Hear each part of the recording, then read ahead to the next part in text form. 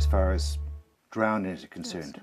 Absolutely. And like everyone else around the country, Rural Women New Zealand's terribly concerned about that. It's been an unprecedented number this year. It seems to be incredibly high, and we're recognising that some of that is about swimming lessons for children. They're not learning to swim, and we're seeing that increasingly with our schools not having school pools.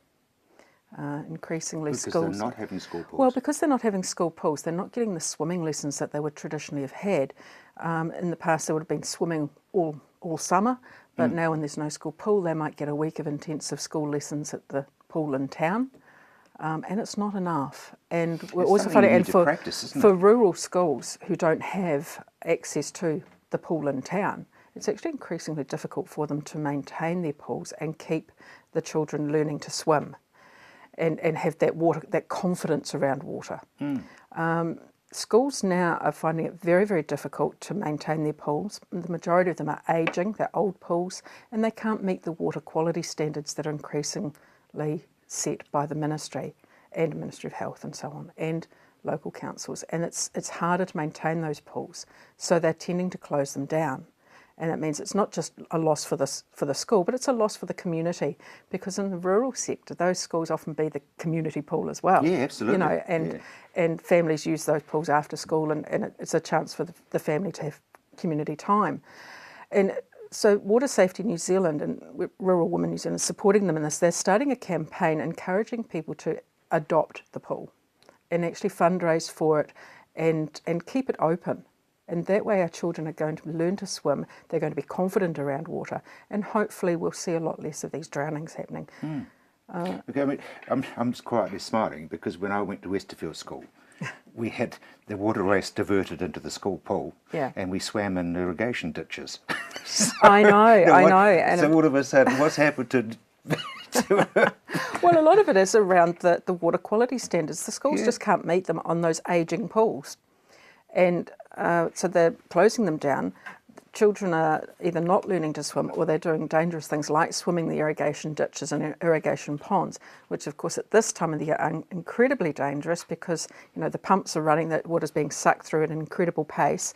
Children can't swim in that kind of current, and they're putting themselves at great risk. And so we're very concerned about the school pools closing. And so that's why we're supporting Water Safety New Zealand and encouraging communities, businesses and people to adopt their local pool and do what they can to raise the funds, keep it open for the children's sake, but also as a community facility as well. He for she, please explain, Kerry. He for she it's an international campaign that is being spearheaded by UN Women and a number of organisations locally, and it's around encouraging men to get on and be involved in the debate around gender equality and women's empowerment.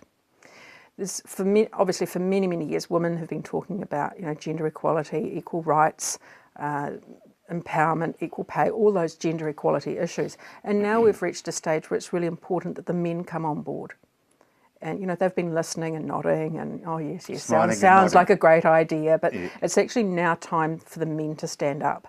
And so the He for She campaign is around encouraging men to do that, to stand up and say, look, this is an important issue. We need to address this and take some real practical steps. The campaign was launched in New Zealand by UN Women towards the end of last year. And it's around getting men to acknowledge the value of women's contribution. And when we look at it in a rural sector, we see there's a lot of women working in the rural sector on farms and so on.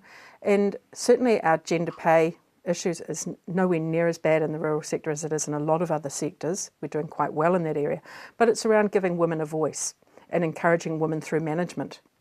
And in the farm business sense, making sure that the women in the partnership also have a voice in the decision making, the planning and the ideas, and taking that right through the whole scope of the business, right from setting up the business, helping her through raising family and childcare issues and ensuring her career can still continue, but also right down to the succession end, and as the family's exiting the business, looking at what's the woman's view on this, how are her needs going to be addressed, and how are the daughters going to be assisted.